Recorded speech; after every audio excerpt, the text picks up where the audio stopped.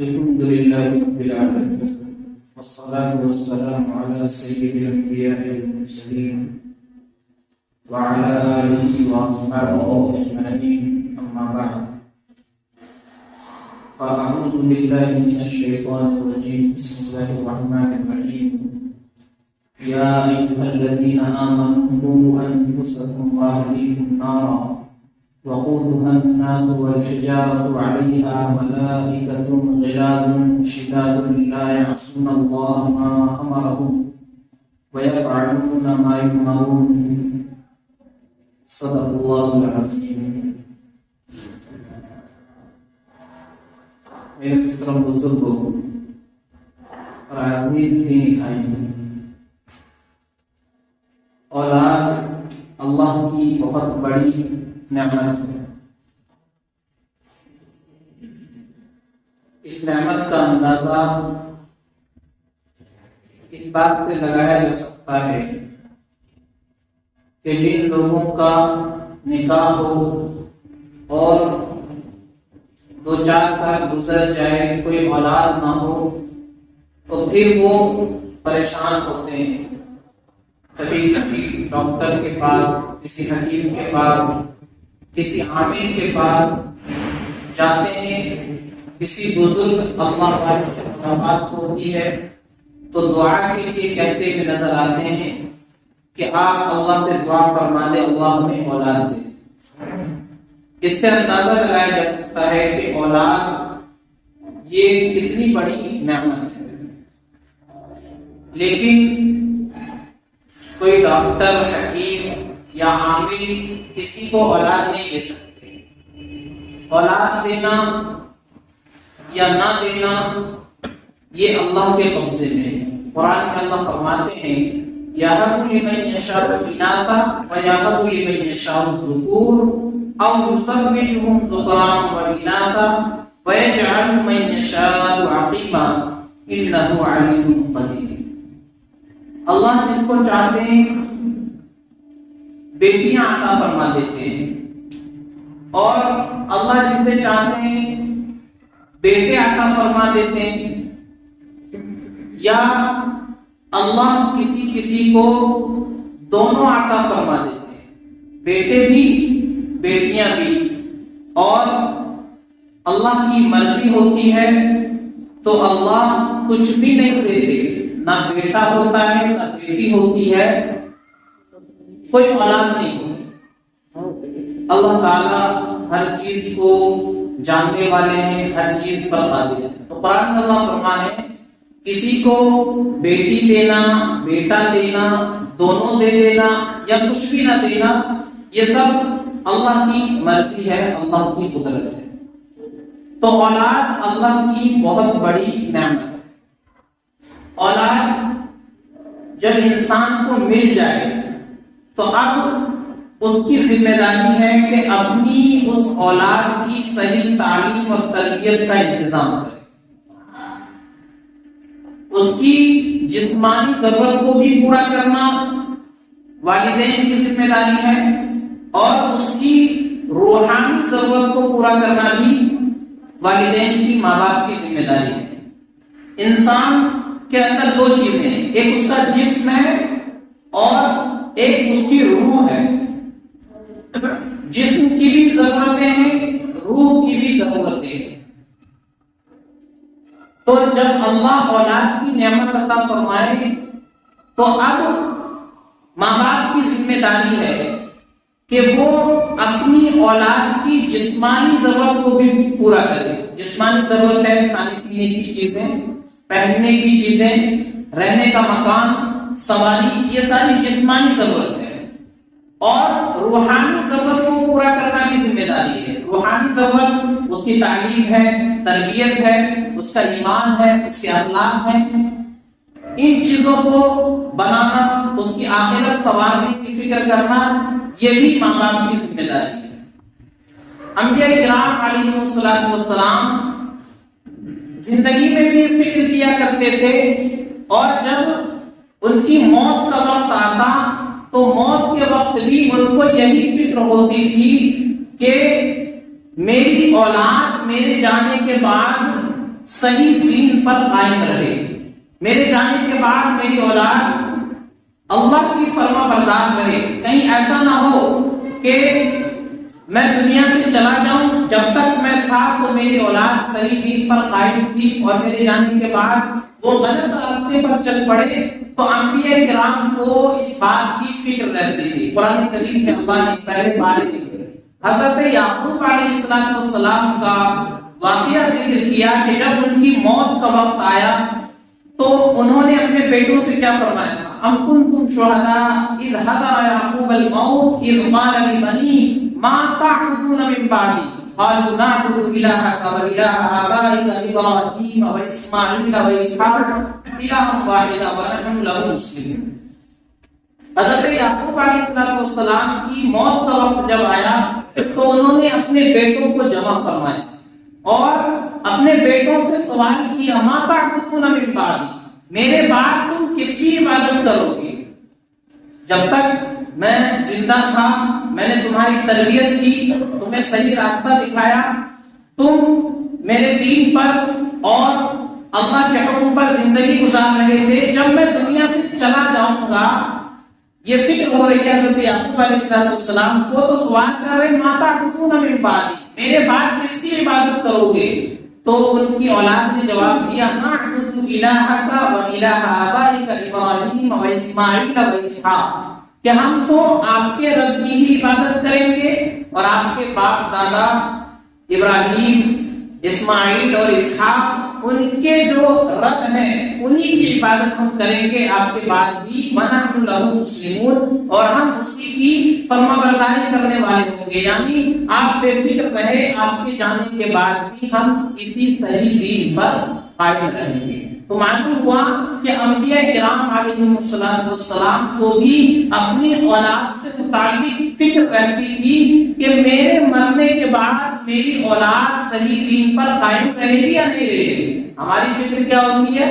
باپ جب مرنے کو ہوتا ہے تو بیٹوں کو اپنی جائیداد کے بارے میں بتاتا ہے، بستر پر پڑا ہوا ہے، کچھ ہی لمحوں میں جان نکلنے والی ہے، اس وقت بیٹوں کو کچھ نصیحت کرنی چاہیے تھی، کچھ اچھی باتیں بتانی چاہیے تھی، انہیں اللہ اور اس کے رسول کے حکم کے مطابق زندگی گزارنے کی وصیت کرنی چاہیے تھی۔ لیکن اس وقت ہمارا حال کیا ہے کہ لوگ بتاتے ہیں کہ میری اتنی جائیداد اس گاؤں میں ہے، اتنی زمین میری وہاں پڑی ہوئی ہے، اتنی زمین دیگا میں ہے، اتنی کلکتہ میں ہے، ساری ڈیٹیل بتا دیتا ہے تاکہ میرے مرنے کے بعد میرے بیٹے اس کو حاصل کر لے۔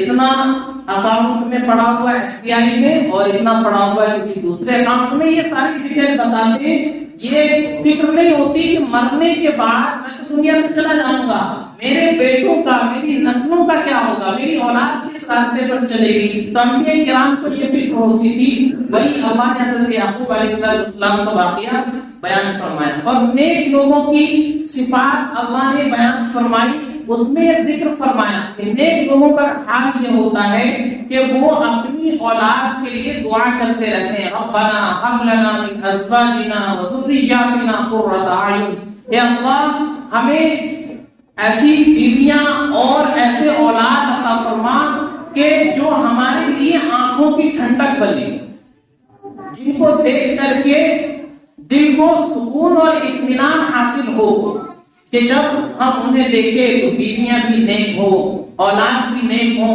تو اللہ والے بندے اور اللہ کے نیک لوگ یہ دعائیں کیا کرتے ہیں اپنی اولاد کے لیے، یہ دعا مانگتے ہیں کہ ہماری اولاد نیک صالح ہو۔ تو اللہ جب کسی کو اولاد عطا فرمائے تو آپ اس کی ذمہ داری بنتی ہے کہ اولاد کی جسمانی جو ضرورت ہے وہ بھی پوری کرے اور اس کی جو روحانی ضرورت ہے وہ بھی پوری کرے۔ اللہ نے انسان کے اندر دو چیزیں رکھی، جسم اور روح۔ جسم کی ضرورت اللہ نے زمین میں رکھی ہے کیونکہ مٹی سے انسان کی پیدائش ہوئی، اللہ نے اسی کے اندر اس کی ضرورتوں کو بھی رکھا ہے، منھا خلقناکم وفیھا نعیدکم ومنھا نخرجکم تارۃ اخری۔ اس جسم کو اللہ نے اس مٹی سے پیدا فرمایا اور اسی میں اللہ تعالیٰ واپس بھیج دیں گے اور پھر ایک دن اسی سے دوبارہ زندہ کریں گے۔ تو جسم کی جتنی ضرورتیں ہیں وہ سب اللہ نے زمین کے اندر رکھی ہے. انسان کو کھانے کے لیے چاہیے, زمین سے اللہ پیدا فرما رہے ہیں. پہننے کو چاہیے تو پہننے کی چیزیں بھی آخرکار اس کا وجود زمین سے ہی ہو رہا ہے. لیکن روح ہے, اس کی ضرورت کہاں سے پوری ہوگی؟ روح اللہ نے اپنے پاس سے بھیجی ہے, اوپر سے روح آئی ہے, تو اس کا جو تعلق ہے وہ اوپر سے, اس کی ضرورت بھی اوپر سے ہی آئے گی. اور اوپر سے کیا چیز آئی ہے؟ وحی آئی ہے جو نبیوں کے پاس آتی تھی. پیارے نبی صلی اللہ علیہ وسلم کے پاس جو وحی آئی ہے, جو علم اللہ کی طرف سے آیا ہے, وہ اس روح کی ضرورت ہے. جب تک وہ ضرورت پوری نہیں کریں گے اس روح کی صحیح تربیت نہیں ہوگی. تو اولاد کی جسمانی ضرورت کی تو فکر کرتے ہیں ہم لوگ, تو اس کے لیے اچھا لباس ہو پہننے کا, کھانے کے لیے اچھے سے اچھا کھانا ہو, رہنے کے لیے اچھا مکان ہو, سواری اچھی ہو, لیکن روح کی ضرورت کی طرف خیال نہیں کرتے. روح کی ضرورت ہے تعلیم و تربیت. کچھ لوگ تو تعلیم ہی نہیں دلواتے, اولاد تھوڑی ہوشیار ہوئی بھیج دیا اس کو کمانے کے لیے, جاؤ بیٹا کما کر کے لاؤ, مزدوری کرو, کچھ بھی کرو, گھر میں پیسہ آنا چاہیے. تو تعلیم کی طرف بالکل دھیان نہیں دیتے. اور کچھ لوگ ہیں جو تعلیم دلواتے ہیں تو پھر تربیت کی طرف ان کا دھیان نہیں ہوتا.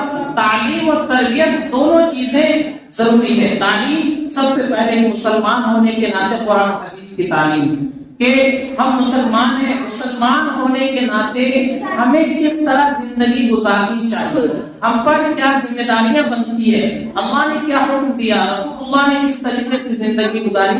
تو ایک مسلمان ہونے کے ناطے اولاد کی تربیت میں سب سے پہلی ذمہ داری یہ ہے کہ ہم اس کے دل میں اللہ کی محبت ڈالیں. ہم اسے بتائیں کہ ہمیں اور آپ کو اور اس ساری کائنات کو پیدا کرنے والا اللہ ہے. اللہ نے تمہاری ہر ضرورت کو پورا کیا ہے اور کر رہا ہے. اللہ نے ساری کائنات کو بنایا اور ہمارے لیے جو بھی ضرورت ہے وہ سب اللہ نے پوری کی ہے.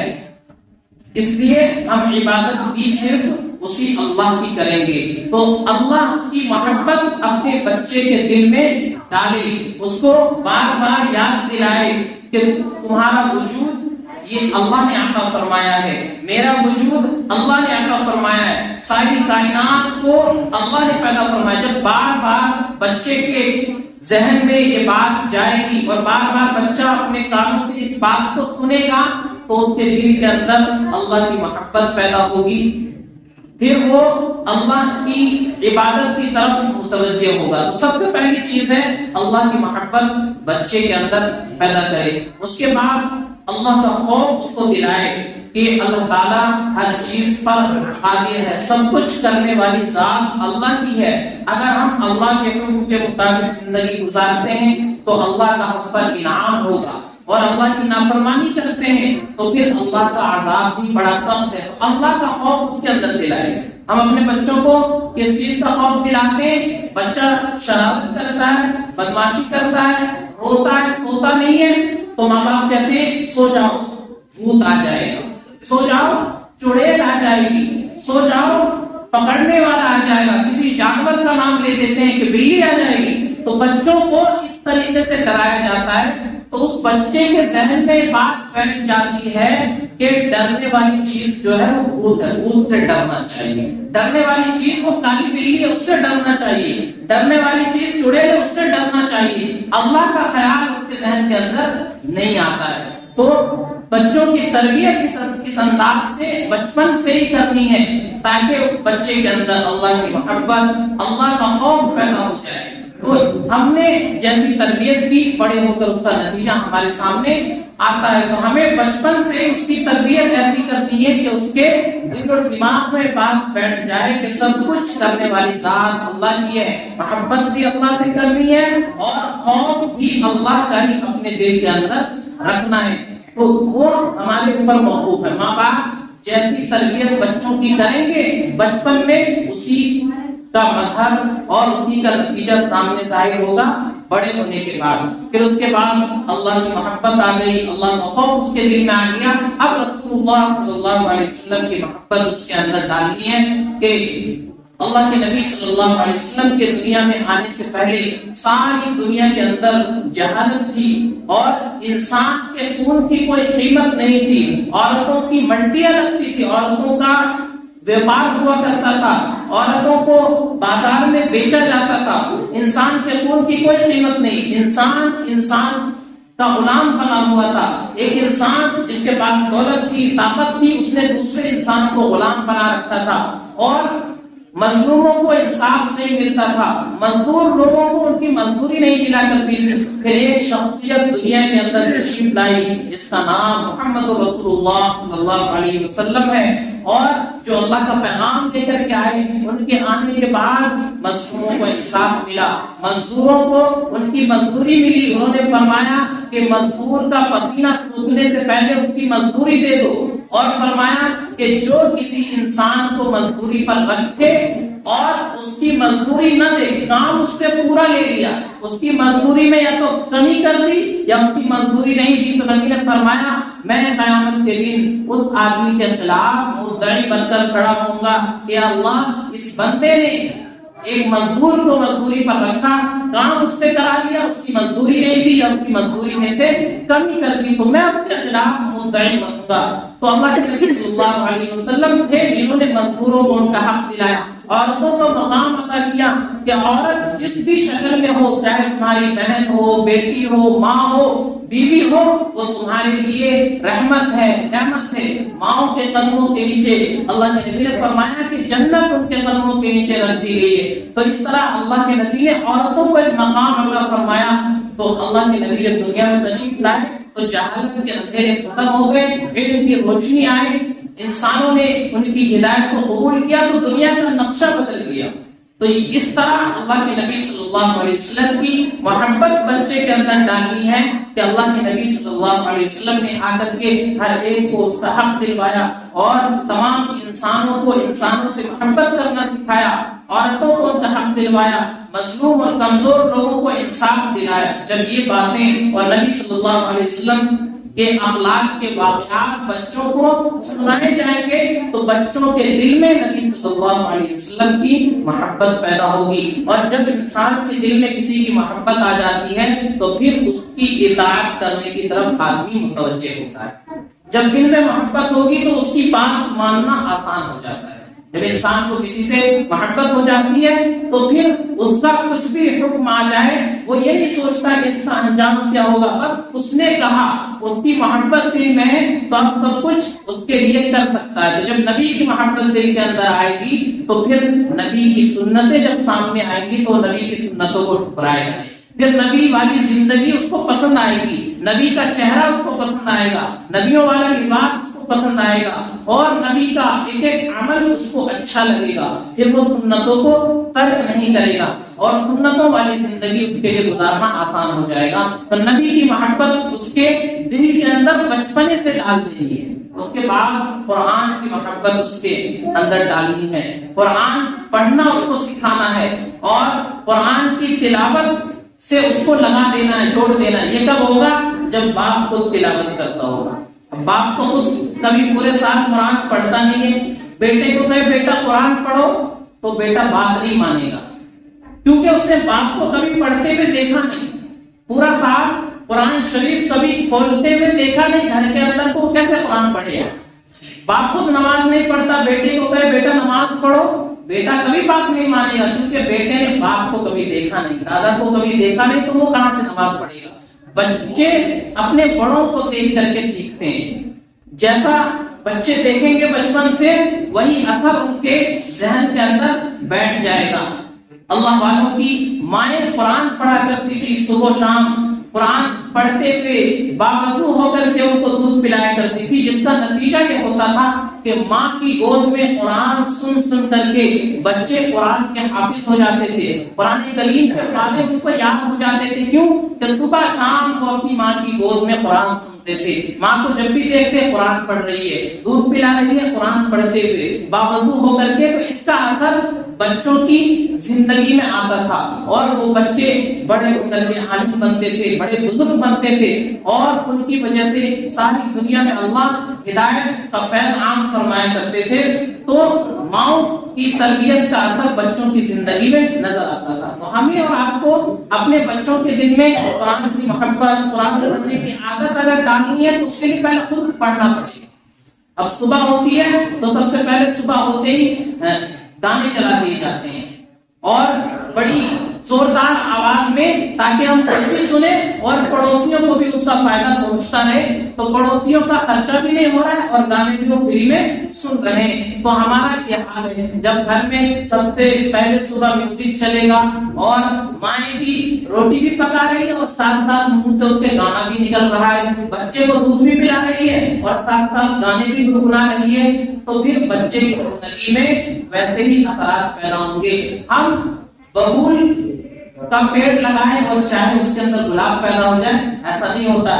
جیسا بیج ڈالیں گے ویسا ہی پھل نکلے گا، ویسا ہی پودا پیدا ہوگا. تو ہمیں اور آپ کو اگر اپنے بچوں کو صحیح راستے پر چلانا ہے، اللہ اور اس کے رسول کا فرمانبردار بنانا ہے، تو بچپن سے ان کی تربیت اسی طرح کرنی ہوگی اور اپنے آپ کو سب سے پہلے اللہ اور اس کے رسول کا فرمانبردار بنانا ہوگا. آج جو گھر گھر میں اولاد سے ماں باپ پریشان ہے کہ اولاد بات نہیں مانتی، اولاد ہمارا ایک بھی کہنا نہیں سنتی اور ہم پریشان ہیں، بیمار ہیں اور اولاد کو ہماری کوئی فکر نہیں ہے. اولاد 50,000 اور لاکھوں روپیہ مہینہ کما رہی ہے لیکن باپ کے علاج کے لیے اس کے پاس پیسے نہیں ہیں. تو یہ اسی کا نتیجہ ہے جو بچپن میں ہم نے کیا تھا. بچپن میں اگر ان کی صحیح تربیت کی ہوتی، اللہ اور اس کے رسول کے حکم کے مطابق، اور خود بھی ہماری زندگی ویسی ہوتی، تو پھر بچے ایسے نکمے نہ نکلتے. پھر بچے ہماری خدمت کرنے کو اپنے لیے سعادت سمجھتے. پھر بچے ہمارے پیر دبانے کو اپنے لیے بہت بڑی نیکی سمجھتے اگر ان کی تربیت اس انداز میں کی جاتی.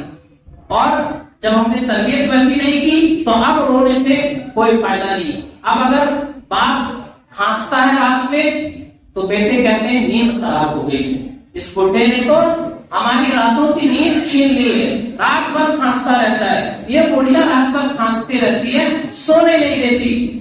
یہ زبان سے کیوں نکل رہا ہے؟ بچپن میں اس کی تربیت صحیح نہیں کی. اگر صحیح تربیت کی ہوتی تو پھر وہ سب کچھ کر لیتا. ماں باپ کے پیر دھونے کو اپنے لیے سعادت سمجھتا. سعودیہ میں ایک اخبار نکلتا ہے الریاض نام کا، اس میں ایک مقدمہ اس اخبار کے اندر چھپا کہ ریاض کے ہائی کورٹ میں ایک مقدمہ گیا. مقدمہ کیا تھا کہ ایک ماں ہے، اس کے 2 بیٹے اور وہ دونوں بیٹے اس بات پر جھگڑ رہے ہیں کہ ماں کی خدمت میں کروں گا، ماں کی دیکھ بھال میں کروں گا، ماں میرے ساتھ رہے گی. اس پر دونوں کا مقدمہ ہائی کورٹ میں گیا. اب جج کے سامنے پیشی ہوئی، جج پریشان ہے کہ اس کا کیا فیصلہ سناؤ. بڑا بیٹا داڑھی سفید ہو چکی ہے، وہ رو رہا ہے کہ ماں کو میرے ساتھ رہنے کا فیصلہ کر دیجیے. چھوٹا بیٹا وہ الگ رو رہا ہے کہ ماں کو میرے ساتھ رہنے کا فیصلہ کر دیجیے. اس کے پوتے پوتیاں رو رہی ہیں کہ دادی ہمارے ساتھ رہے گی. یہ تربیت کا نتیجہ تھا. تو جج نے فیصلہ یہ دیا کہ میں پریشان ہوں، کیا فیصلہ کروں؟ تو جج نے فیصلہ دیا کہ بڑا بیٹا جو کہ زیادہ عمر ہو چکی ہے، اس کو خود ابھی خدمت کی ضرورت ہے، تو ماں چھوٹے بیٹے کے ساتھ رہے گی. بڑا بیٹا جب چاہے اپنی ماں کو اپنے ساتھ لے جا سکتا ہے. تو بیٹا عدالت میں کھڑا ہو کر کے رو رہا ہے، اس کی آنکھوں سے آنسو گر رہے کہ ماں کی خدمت مجھ سے چھین لی گئی. تو یہ نتیجہ تھا اچھی تربیت کا کہ اس ماں نے بچپنے میں ان کی ایسی تربیت کی کہ وہ بڑے ہو گئے، ان کی خود اولاد ہو گئی ہے، لیکن ماں کی خدمت کرنے کے لیے وہ رو رہے ہیں کہ ماں کی خدمت ہمیں مل جائے. ماں کی خدمت کے لیے وہ آپس میں جھگڑ رہے ہیں. اور ہم نے کیسی تربیت کی کہ ہمارے کھانسنے پر بیٹوں کو پریشانی ہو رہی ہے کہ بڈھا رات پر سونے نہیں دیتا ہے. تو یہ تربیت کا نتیجہ ہوتا ہے. ابھی سے اپنے بچوں کی صحیح تربیت کریں گے، صحیح راستے پر ان کو چلائیں گے، اللہ اور اس کے رسول کے حکم کے مطابق ہماری خود کی زندگی ہوگی، تو ہمارے بچے وہ بڑے ہو کر دنیا میں بھی ہماری نیک نامی کا سبب بنیں گے اور آخرت میں بھی اللہ کے یہاں پہ ہمیں سرخرو کرائیں گے. دنیا بھی ان کی کامیاب اور آخرت بھی کامیاب. اور پھر جو آج کل واقعات سننے میں آتے ہیں کہ کوئی مسلم لڑکا اسلام کو چھوڑ کر مرتد ہو گیا، ہماری مسلم لڑکیاں غیر مسلم لڑکے کے ساتھ چلی گئی، اپنے دین کو چھوڑ دیا، مرتد ہو گئی، یہ سب واقعات سننے میں نہیں آئیں گے جب بچپنے میں ان کی تربیت صحیح طریقے سے کی جائے گی اور گھر کا ماحول ایسا بنایا جائے گا کہ اسلامی ماحول، گھر کے اندر مائیں نماز پڑھے، باپ نماز پڑھے اور گھر کی جو بڑی خواتین ہیں وہ نماز پڑھے، ان بچوں کو اللہ کے نبی کے واقعات، صحابیات کے واقعات سنائیں، صحابہ کے قصے سنائیں، تو جب بچوں کے ذہن میں یہ بات بار بار جائے گی، گھر کا ماحول درست ہوگا، تو پھر وہ باہر کے ماحول سے متاثر نہیں ہوں گے، باہر کے ماحول سے ان کی زندگی پر کوئی فرق نہیں پڑے گا۔ وہ باہر دیکھتے کہ غیر مسلم لڑکیاں چھوٹے چھوٹے کپڑے پہن رہی ہے، مسلم لڑکیاں بھی سوچتی ہے کہ یہ اچھی چیز ہے، گھر کے اندر جب وہ ٹرائی کرتی ہے تو بھی کوئی روک ٹوک کرنے والا نہیں ہوتا، کبھی ماں نے نہیں ٹوکا، باپ نے نہیں ٹوکا، بھائی نے نہیں ٹوکا، اب دھیرے دھیرے اس کے دماغ کے اندر یہ بات بیٹھ جاتی ہے، بچپن میں روکا نہیں، اب بڑے ہو کر کے اچانک آپ اس کا ہاتھ پکڑیں گے تو وہ رکنے والی نہیں ہے، یا وہ بچہ آپ سے رکنے والا نہیں۔ تربیت کی صحیح عمر بچپن سے جب آپ اس کی تربیت کریں گے، اس کا ذہن ایسا بنائیں گے کہ ہماری کامیابی اللہ اور اس کے رسول کے حکم کے مطابق زندگی گزارنے میں، ہماری کامیابی اسلامی تہذیب کے اندر ہے، ہماری تہذیب ہی ہماری کامیابی ہے۔ جب اس کو یہ بات سمجھ جائے گی بچپن سے، تب جا کر کے وہ صحیح راستے پر چلیں گے۔ اب لوگ کچھ تو تربیت کی طرف دھیان دیتے نہیں، کیا سمجھ کر کے کہ ابھی تو بچہ ہمارا چھوٹا ہے، ابھی تو صرف 15 سال کا ہوا ہے، جب بڑا ہو جائے گا تب خود اپنے آپ صحیح راستے پر آ جائے گا۔ تو یہ ہماری بھول ہے، دیوار کی پہلی اینٹ ٹیڑھی ہے اور ہم اوپر جا کر کے چاہیں کہ دیوار سیدھی ہو جائے تو وہ دیوار ٹوٹ تو سکتی ہے، سیدھی نہیں ہو سکتی ہے۔ یہی حال بچوں کی تربیت کا ہے، بچپن سے اگر تربیت صحیح کی جائے گی لڑکوں کی لڑکیوں کی تو وہ بڑے ہو کر کے بھی صحیح راستے پر چلیں گے۔ اور بچپن میں ہم نے چھوڑ دیا، ابھی تو چھوٹی بچی ہے، ابھی تو بچہ ہے، اور بڑے ہو کر کے ہم چاہیں کہ اب یہ صحیح راستے پر لگ جائے، ہماری خدمت کرے، یہ نہیں ہو سکتا ہے۔ تو اولاد اللہ نے بہت بڑی نعمت عطا فرمائی ہے، اس نعمت کی قدر یہ ہے کہ ان کی صحیح تعلیم اور تربیت کی جائے، اللہ اور اس کے رسول کے حکم کے مطابق ان کو چلانے کی فکر اور کوشش کی جائے۔ اگر ایسا کریں گے تو یہ اولاد ہمیں دنیا میں بھی سکون دے گی، دنیا میں بھی ہمارا نام روشن کرے گی، اور آخرت میں اللہ کے دربار میں بھی ہمارے لیے سرخ روئی اور کامیابی کا ذریعہ بنے گی۔ اور اگر ہم نے اس طریقے پر ان کی تربیت نہیں کی تو دنیا میں بھی ہمارا نام روشن کرے گی، نام روشن یعنی بدنامی میں ہمارا نام روشن ہوگا، اور ہمیں ستائے گی بھی، ہماری خدمت بھی نہیں کرے گی، دنیا میں بھی ہم ان سے پریشان رہیں گے، اور آخرت میں اللہ کی یہاں بھی ہمارا گریبان پکڑیں گے، اللہ آپ نے ہمیں ان لوگوں کے یہاں بھیجا، ان کے گھر میں پیدا کیا، انہوں نے ہمیں کھانے کو دیا، پہننے کو دیا، اور مکان اچھا بنا دیا، سواری اچھی دے دی، لیکن ہماری تعلیم اور تربیت کا انتظام نہیں کیا، تو دنیا میں بھی پریشان ہوئے اور آخرت میں بھی یہ اولاد گریبان پکڑے گی۔ اس لیے اللہ نے اولاد عطا فرمائی ہے، تو اس کی قدر یہ ہے اس نعمت کی کہ ان کی صحیح تعلیم و تربیت کا انتظام کیا جائے۔